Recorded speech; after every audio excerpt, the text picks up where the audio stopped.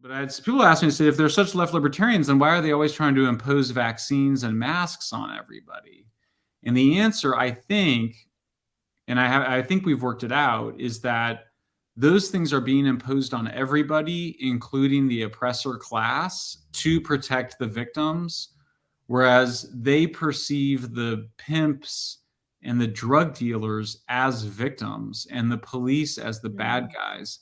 I'll give you an example. Like this is actually a really good example. It's an evidence for this case, which is that in California, the governor signed legislation by a San Francisco senator to abolish the prohibition on loitering with the intent to solicit prostitution, which is basically a way to prevent street prostitution, or what we call street walking.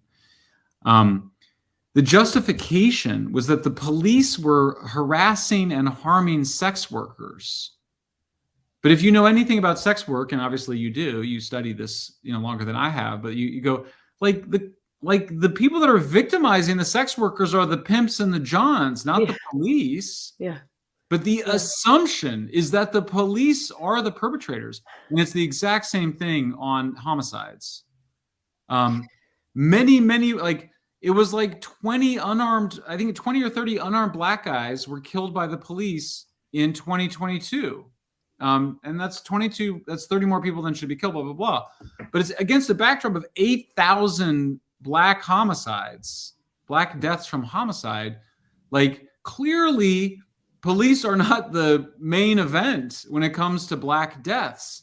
So I think a lot of people, conservatives and liberals alike, that are critical of Black Lives Matter kind of go, yeah, that's so weird. Why don't Black Lives Matter? Why doesn't it care about all the Black lives lost to civilians as opposed to police? And it's like, well, because Black Lives Matter doesn't really give a shit about Black lives. What it really cares about is tearing down capitalist Western civilization.